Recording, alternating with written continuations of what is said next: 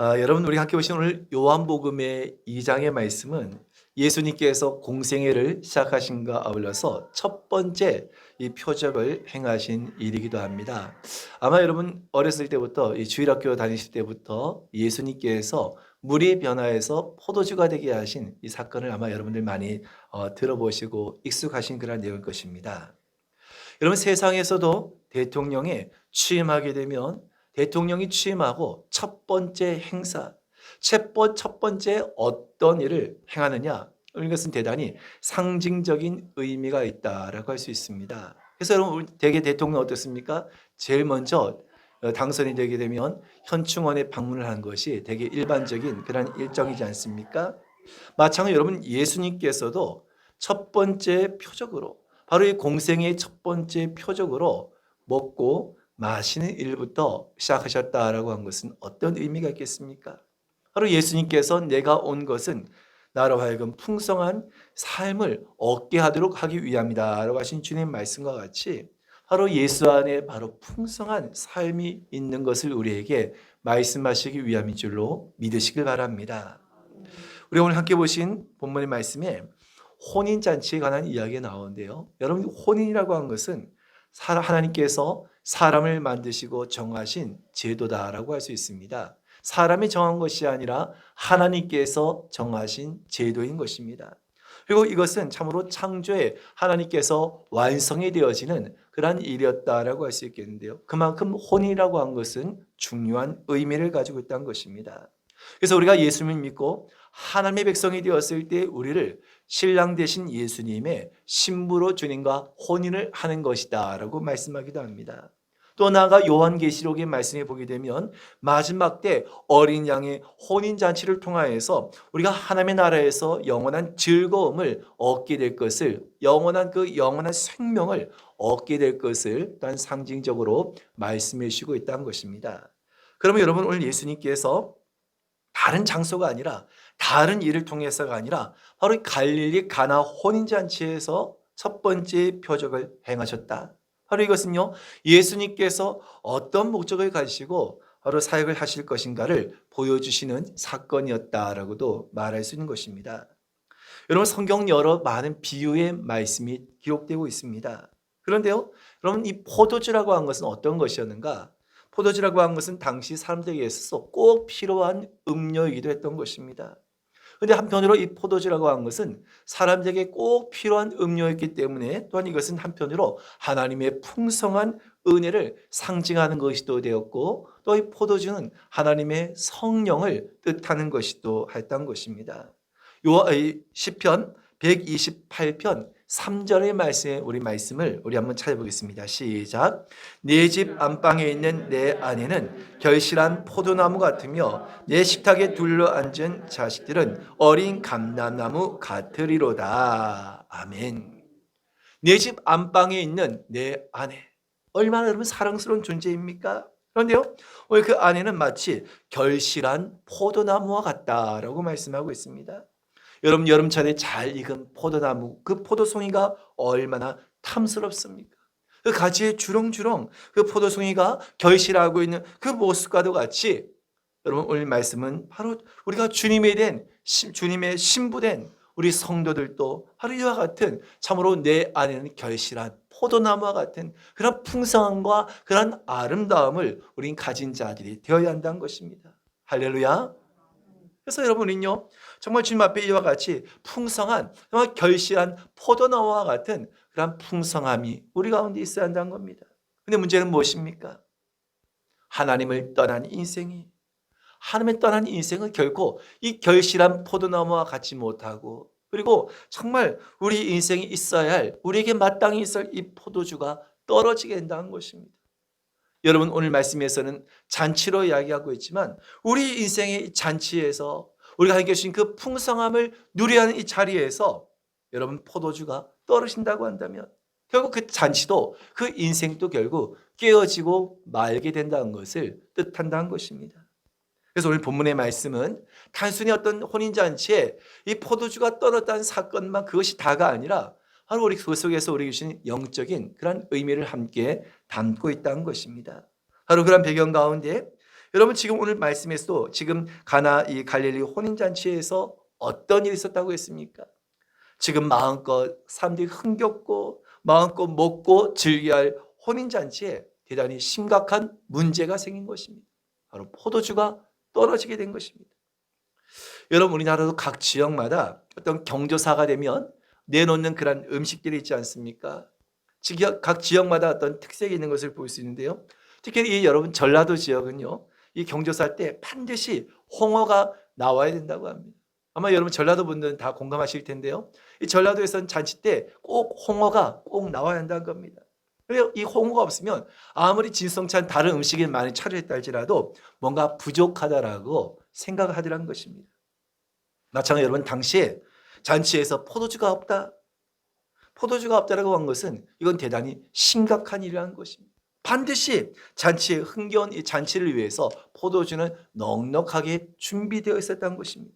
그런데 문제는 무엇입니까? 나름대로 넉넉하게 포도주를 준비했다라고 생각했는데요. 이 중요한 포도주가 떨어진 것입니다.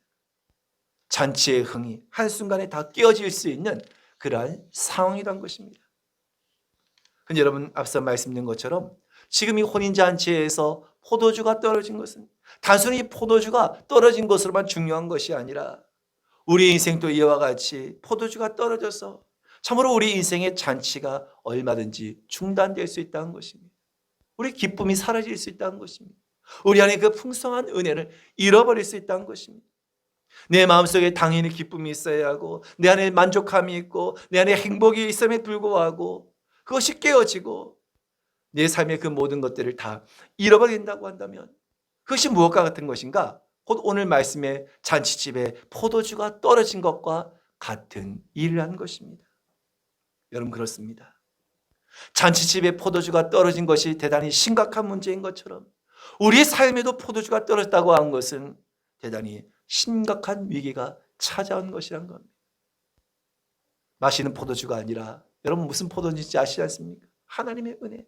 바로 이 성령이 우리 안에서 이 포도주가 떨어졌다고 한 것은 우리에게 대단히 심각한 위기가 찾아온 것이란 겁니다. 여러분 갑자기 건강을 잃거나 혹은 물질적인 어려움을 겪거나 사람들과의 관계가 깨어질 수 있습니다. 때론 절망 가운데 허무감 가운데 빠질 수도 있습니다. 어디로 가야 할지 무엇을 해야 할지 방황할 때가 있습니다. 여러분 이것은 우리의 신앙에 있어서도 마찬가지인 것입니다. 우리의 신앙생활에 감사가 없고 열정이 없고 사모함이 사라진 것은 바로 마치 포도주가 떨어진 잔치집과도 같은 것이란 겁니다. 문제는 무엇입니까? 바로 이 포도주가 떨어지게 되면 더 이상 그리스도의 향기가 나지 않게 된다는 것입니다. 그런데 여러분 이것이 왜 우리에게 그토록 중요한 일이겠습니까? 성도는 세상의 마지막 소망이기 때문인 것입니다. 여러분 그러므로 이 땅을 살아가는 우리 모든 믿음의 권속들은요 우리가 이 시대의 마지막 우리가 희망이자 마지막 소망이라고 하는 그런 우리 사명감을 가지고 있어야 한다는 것입니다. 내가 무너지면 모든 것이 다 무너진다라고 하는 그런 사명감이 우리 가운데 자리 잡고 있어야 한다는 것입니다. 그러면 우리가 잊지 말할 것은 무엇입니까? 다른 것은 몰라도 우리 성도의 삶 가운데서 항상 우리는 이 포도주가 떨어지지 않게 항상 우리 포도주가 우리 가운데 넘쳐야 된다는 사실을 기억하시기를 주님의 이름으로 축원드립니다. 마지막 때에 대해 이사야 선자는 이사야서 24장 11절에 이와 같이 말씀하고 있는데요. 우리 한번 같이 읽겠습니다. 시작. 포도주가 없으므로 거리에서 부르짖으며 모든 즐거움이 사라졌으며 땅의 기쁨이 소멸되었도다. 아멘. 여러분 그렇지 않습니까? 이사야 선자가 지금 말하고 있는 포도주가 단순히 사람들이 먹고 마시는 포도주를 뜻하는 것이 아니라고 한 것을 말씀하고 있지 않습니까? 여러분 그렇습니다. 우리 성도들에게 이 포도주가 떨어지게 될 때, 이 포도주가 우리 가운데서 사라지게 될 때 결국은 그로 말미암아서 거리에서 부르짖게 되고 모든 즐거움이 사라지게 된다는 것입니다. 한마디로 결국 힘을 잃어버리고 쓰러지게 된 것입니다. 원하긴 오늘 이 말씀 가운데 저와는 모두가 은혜의 포도주가 차고 넘치게 되시기를 주님의 이름으로 축원을 드립니다. 여러분 우리가 오늘 다시 본문의 말씀에 들어가게 되면 지금 잔치집에 이 초대를 받게 된 마리아는 예수님께서 어떤 존재이신지, 이미 예수님께서 이 잉태되실 때부터 온 인류를 구원하시기 위해서 이 땅에 오셨다는 사실을 마리아는 알고 있었던 것입니다. 잉태될 때 여러분 예수님께서 마리아를 통하여서 이미 그 이름을 정하게 하시고 성령으로 잉태되어서 오늘 그 자기 백성들을 죄에서 구원할 자라는 그런 분명한 메시지를 받았던 것입니다. 항상 그 마음속에 이 마리아는 이것을 마음에 품고 있었던 것입니다. 그래서 지금 이 자리에서 이 문제를 가지고 예수님과 의논하고자 하였던 것입니다. 여러분, 그런데 우리가 한편으로 생각하면 어떻습니까? 지금 예수님께서 공생의 그 첫 시작을, 그 첫 일을 포도주를 해결한 문제에서부터 시작하게 한다는 것은 어떻게 보면 어머니로서 사실 있을 수 없는 일처럼 생각되지 않습니까? 뭔가 좀 더 근사하고 뭔가 좀 더 큰 어떤 일을 기대할 수도 있지만, 여러분, 오히려 마리아는 예수님 향하여서 지금 이 혼인잔치에 포도주가 떨어진 문제를 가지고 예수님과 의논하고자 했다는 것입니다. 여러분, 주목할 것은 그럼에도 불구하고 지금 이 포도주가 떨어진 이 잔치집에, 혼인잔치의 이 상황에서 마리아는 이 문제를 가지고 지극히 어떻게 보면 개인적인 문제를 예수님과 의논하고자 했던 것입니다. 여러분, 이것은 우리에게 무엇을 의미한 것이겠습니까? 저와 여러분들도 아무리 그것이 작은 일처럼 느껴진다 할지라도, 그것이 아무리 사소한 것처럼 느껴진다 할지라도 우리는 그것을 주님 앞에 나와서 오늘 그것을 주님과 상의해야 한다는 것입니다. 중요한 것은요, 우리가 이와 같이 주님께 아뢰일 때, 우리가 주님과 상의하고자 할 때 주님께서는 그것을 결코 작은 일로, 그것을 결코 사소한 일로 주님께서는 여기지 아니하신다는 것입니다. 그런데 오늘 말씀해 보니까 첫 번째 예수님의 그 반응은 어떠하셨습니까? 지금 마리아가 예수님께 포도주가 떨어졌다는 그 상황을 이야기했을 때 과연 예수님의 반응은 어떠하셨습니까? 우리가 기대했던 것과는 전혀 다른 반응이지 않습니까? 우리 한번 4절의 말씀을 같이 한번 읽어보겠습니다. 시작. 예수께서 이르시되 여자여 나와 무슨 상관이 있나이까? 내 때가 아직 이르지 아니하였나이다.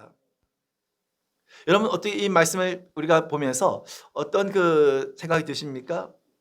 예수님께서 아주 상냥하게, 여러분 아주 그냥 공손하게 어머니에게 여러분 말한 것 같습니까? 어떤 것 같습니까? 여자여 나와 무슨 상관이 있나이까? 내 때가 아직 이르지 아니었나이다. 어떻게 보면 여러분 사실 좀 아무리 어머니와 아들의 관계이지만 사실 아들로서는 약간 무례하게 여러분 들릴 수 있지 않습니까?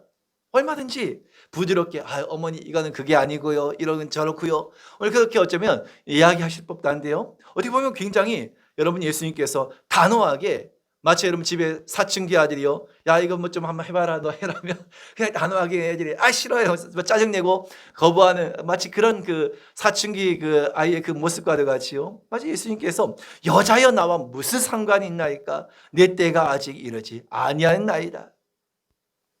여러분, 표면적으로 봤을 때 분명히 마리아가 예수님께 이것을 좀 상의하고 예수님께서 어떻게 이 문제를 좀 해결하기를 기대하는 그 마음을 완전히 단호하게 거절하는 것처럼 보이지 않습니까? 그런데 우리가 놓치지 말아야 할 것은 무엇입니까? 그럼에도 불구하고 실제로 예수님께서는 이 문제를 해결해 주셨다는 것입니다. 할렐루야. 포도주가 떨어진 이 혼인잔치의 대단히 어떻게 보면 심각한 이 상황을 예수님께서는 해결해 주신 것입니다. 분명히 말씀으로는 예수님께서 상관이 없다, 거절하시는 그런 의미의 말씀이지 않습니까?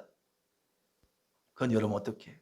여자여 나와 무슨 상관이 있나이까? 내 때가 아직 이르지 아니하였나이다. 이와 같이 분명히 단호하게 거절하시는 듯한 그런 말씀 속에서도 어떻게 여러분 그럼에도 불구하고 예수님께서는 이 문제를, 혼인잔치에 이 포도주가 떨어진 이 문제를 해결해 주셨다는 것입니다. 여러분은 여기서 오늘 대단히 중요한 영적인 원리를 발견할 수가 있는 것입니다. 어떻게 하면 예수님과 상관없는 문제를, 오늘 예수님께서 어머니를 향하여서 여자여 나와 무슨 상관이 있나이까? 내 때가 아직 이르지 아니하였나이다 한 것처럼요, 어떻게 하면 예수님과 상관이 없는 그 문제를 예수님과 상관이 있는 문제로 만들 수 있느냐는 것입니다. 어떻게 하면 예수님께서 내 때가 아직 이르지 아니했다고 했는데 어떻게 하면 그것을 예수님의 때로 끌어들일 수 있을까 한 것입니다. 바로 이것이 오늘 말씀의 핵심이라고 할 수 있는 것입니다. 여러분 그렇습니다. 어떤 일이든지 어떤 문제든지 그것이 주님과 상관 있는 문제가 된다고 한다면 그 문제는 한순간에 주님께서 해결해 주신 줄로 믿으시길 바랍니다. 그것이 비록 주님의 때가 이르지 않았다 할지라도 그것을 주님의 문제로 여기시고 그것을 주님의 때로 여기시며 오늘 그것을 끌어들일 수 있는 방법이 있다는 것입니다. 그것이 오늘 본문의 말씀을 통해서 우리가 알 수 있는 건데요. 무엇이 주님께서 나와 상관이 없다고 하고 내 때가 이르지 않았다면 불구하고 그것이 주님과 상관 있는 문제가 되게 하고 주님의 때가 되도록 할 수 있었냐는 것입니다. 그것은 바로 믿음이었던 줄로 믿으시길 바랍니다. 바로 이 마리아의 믿음을 통하여서 그것이 주님과 상관 있는 문제가 되어지고 그것이 주님의 때가 되는 일이 될 수 있었다는 것입니다. 여러분 5절의 말씀을 한번 보시기 바랍니다. 시작. 그의 어머니가 하인들에게 이르되 너희에게 무슨 말씀을 하시든지 그대로 하라 하니라. 분명히 예수님께서 나와 무슨 상관이 있나이까? 내 때가 아직 이르지 아니하였다라고 하면서 분명히 단호하게 거절하신 것처럼 말씀한 것처럼 들렸지만 마리아는 뭐라고 이야기합니까? 하인들에게 이르되 너희에게 무슨 말씀을 하시든지 그대로 하라 하니라 라고 명합니다. 여러분 여기서 하인들은 포도주를 조달하는 그런 심부름꾼이다라고 할 수 있겠는데요. 지금 마리아는 하인들에게 이런저런 말을 하지 않았던 것입니다. 그냥 예수님에게 그 말을 꺼내고 그리고 그 이후 모든 것들은 다 예수님께 완전히 다 맡겨버렸던 것입니다. 여러분 마리아는 거절한 것이 보이는 그 예수님의 그 대답에도 조금 또 위축되지 않았던 것입니다. 예수님께서 단호하게 거절하신 것처럼 들린다 할지라도 그것에 조금 더 흔들림이 없이 그 불가능한 상황을 인정하지 아니하고 예수님에 대한 그 믿음을 보여주었던 것입니다. 할렐루야. 여러분 여기서 믿음이라고 하신 무엇입니까? 우리가 가지고 있는 그 문제를 주님 앞에 내어놓고 맡기는 것입니다. 내 문제가 아니라 그것을 그냥 주님의 문제로 맡기는 것입니다. 마리아처럼 지금 그 문제를 그냥 주님 앞에 그냥 던져놓고 담대히 그냥 그것을 믿는 것입니다. 그리할 때 여러분 우리의 모든 문제들이 우리의 그 모든 문제들이 나의 모든 기도의 제목들이 주님과 상관 있는 것이 되어지고 바로 그것이 주님의 때가 될 줄로 믿으시길 바랍니다. 놀라운 것은요 마리아가 하인들에게 뭐라고 이야기합니까? 너에게 무슨 말씀을 하시든지 그대로 하라는 것입니다. 여러분 이것이 과연 믿음이 없이 가능한 말입니까? 마리아는 믿음이 있었다는 것입니다. 예수님께서 얼마든지 이 문제를 해결할 수 있는 그런 능력이 있다는 것을 믿었던 것입니다. 그래서 여러분 마리아는 너희에게 무슨 말씀을 하시든지 그대로 하라고 이와 같이 하인들에게 전하였던 것입니다. 여러분 마리아가 왜 이와 같이 말했을까요? 분명코 어떤 상식을 뛰어넘는 불가능한 순종을 해야 할지도 모르기 때문이란 것입니다. 그들의 마음에 전 내키지 않는 그런 명령을 할지도 모른다는 것입니다. 하지만 무조건 순종하라는 것입니다. 여러분 그렇습니다. 주님 앞에 모든 것을 맡겼다고 한다면 포도주가 생기든 생기지 않든 포도주를 만들지 않든 시간에 이것은 더 이상 내 문제가 아니라 주님의 문제가 되어진 것입니다. 여러분 우리가 주님 앞에 모든 것을 맡겼다고 한다면 주님께서 그것을 해결해 주시든지 해결하지 않으시든지 그 모든 것은 이제 주님의 문제가 된 줄로 여러분 믿으시길 바랍니다. 분명하다면 그것이 주님의 뜻이라고 한다면 우리에게 유익하다고 한다면 반드시 주님께서는 그 문제를 즉시로 해결해 주실 것입니다. 반드시 그 길을 열어주실 것입니다. 반드시 응답해 주실 것입니다. 또 여러분 우리가 기다릴 필요가 있다고 한다면 기다리게 하실 것입니다. 좀 더 기도가 필요하다고 한다면 좀 더 기도하게 만드실 것입니다. 중요한 것은요 우리가 믿고 순종하기만 하면 된다는 것입니다. 어떤 말씀을 하시든지 그대로 순종하며 나아가기만 된다는 것입니다. 여러분 이와 같은 순종을 원하신 분들은 아멘 하시기를 주님의 이름으로 축원드립니다. 그랬더니 어떻게 되었을까요? 이제는 여러분 이 문제가 누구의 문제가 되었습니까? 예수님의 문제가 됐다는 것입니다.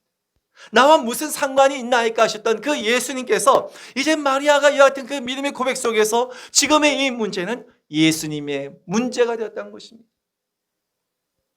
그러나 여러분 예수님께서는 어떤 말씀을 하십니까? 역시 마리아가 너희에게 무슨 말씀을 하시든지 그대로 하라고 하신 그 말씀과도 같이 예수님께서는 전혀 상식 밖의 명령을 하시더라는 것입니다. 여러분, 당시에 이 이스라엘은요, 물이 풍부하지 않기 때문에 음식을 먹을 때면 이 손과 발을 닦을 수 있는 물을 담아 놓는 항아리가 있었습니다. 오늘 말씀해 보니까 이것을 가리켜서 유대인의 정결의식을 따라서 두세 통 되는 돌 6개가 있었다라고 말씀합니다. 그러면 이 항아리는요, 바로 유대인의 정결의식을 따라서 손과 발을 닦는 물이었던 것입니다.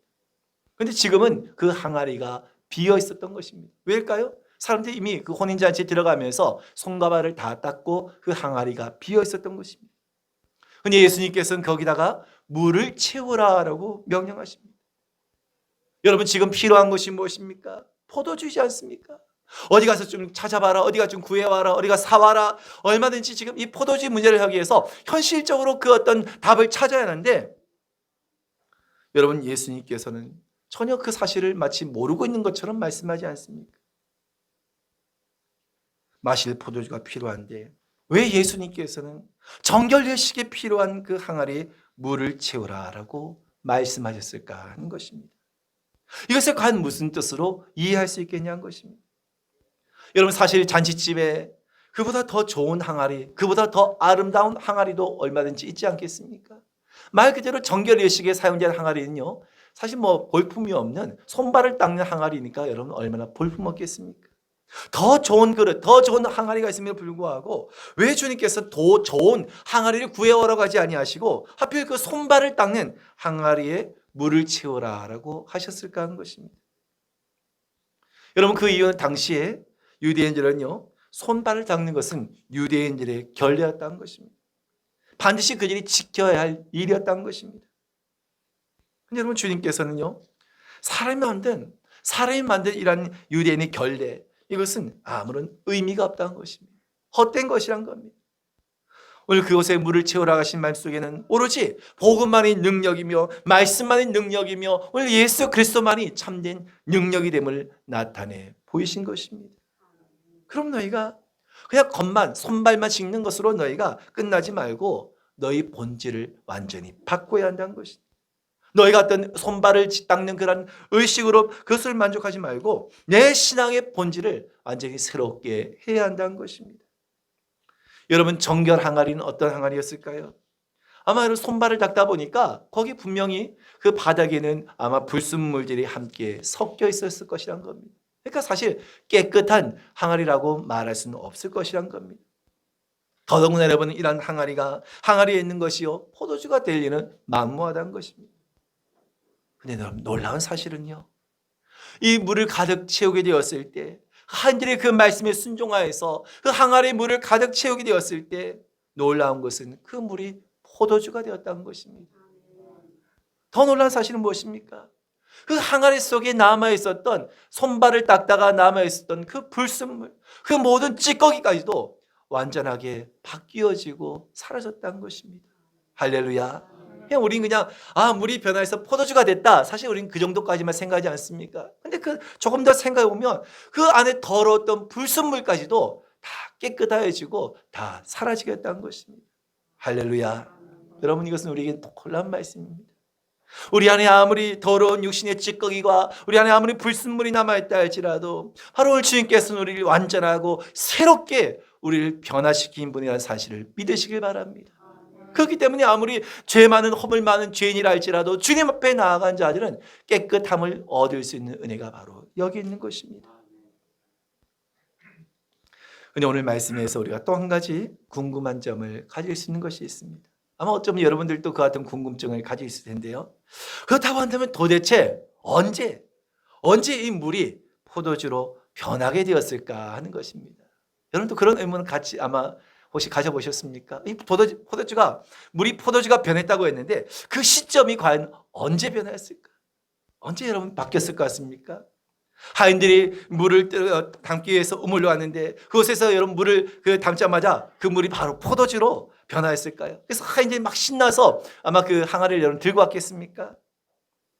아니면 물을 기를 때까지만 하더라도 그냥 물 그대로였는데 그 머리에 그 항아리를 짊어지고 온 사이에 그것이 물이 점점 변화해서 포도주가 되었을까요? 아니면 여러분 이 정결 그 예식 항아리에 어떤 신비한 능력이 있어서 그 안에 들어가자마자 그 물이 점점점 그 색이 변하는 그 성분이 변하는 그런 놀라운 일이 일어나게 되냐는 것입니다. 또 아니면 여러분 어떤 생각이 들 수 있겠습니까? 이 하인들이 항아리에 물을 담아서 지금 연회장까지 혼인잔치까지 그들이 항아리를 가져갈 때만 하더라도 여전히 항아리 속에는 그냥 그대로 물이었다는 것입니다. 그런데 결정적인 사건은 무엇입니까? 그 물을 따라서 연회장이 마셔보는 순간에 뭐라고 그 입에서 터져나옵니까? 이야, 이 포도주가 최고다. 나중에 나온 이 포도주야말로 진짜 좋은 포도주라면서 극찬을 하지 않습니까? 왜였습니까? 그냥 대개 일반 잔치는 처음에는 좋은 포도를 내다가 사람들이 알딸딸하게 취하면 그 맛을 모르니까 그때는 점점 좋지 않은 포도주를 내는 것이 일반적인데요. 오히려 더 좋은 이 포도주를 내어놓았다면서 극찬을 하지 않습니까? 여러분 그렇다고 한다면 과연 언제 이 물이 포도주로 바뀌게 되었을까요? 아마 가장 마지막 네 번째.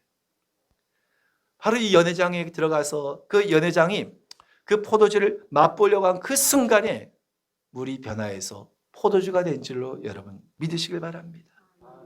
왜일까요? 만일 여러분 하인들이 그냥 바로 물이 포도주로 변했다고 한다면 아마 그들은 그토록 아마 순종할 수는 사실 없었을 것이란 겁니다. 그런데 마리아가 얘기한 것처럼 그냥 너희가 예수님께서 명한 대로 그대로 하라는 그 말 속에는 연회장까지 그 포도주 그 항아리에 물을 담아가는 도중에서 아무런 변화가 일어나지 않다 할지라도 그럼에도 믿음으로 순종하고 그것을 가지고 그대로 가라는 것입니다. 여러분 그대로 순종할 수 있게. 아마 여러분 이 하인들도 어떤 마음이 있겠습니까? 이거 그냥 물인데 이거 변하지 않는 건데 이거 어떻게 하란 말이지? 아마 그 마음속에 그 같은 마음의 생각도 들었을 것입니다. 얼마나 여러분 그 마음이 한편으로 요동하겠습니까? 아무리 예수님의 명령이지만 그냥 물인데 그 연회장에 여러분 내놓으면 하인들은 어떻게 되겠습니까? 아마 혼나지 않겠습니까? 주인에게 이 뭐한 짓이냐면서 아마 어쩌면 혼이 날 수 있을 것입니다. 하지만 이 하인들은 설령 혼이 난다 할지라도 아무런 지금 변하고 달라진 것이 없다 할지라도 명하신 그 말씀을 따라서 그대로 끝까지 믿고 순종하여서 그 항아리를 연회장까지 가지고 나왔던 것입니다. 여러분 연회장이 그 항아리에 든 그 물을 그 포도주로 여기고 마시게 되었을 때 그리고 그것에 대해서 극찬을 하게 되었을 때 여러분 하인들의 마음은 어땠을까요? 야 도대체 예수님이라고 한 분이 어떤 분이신가?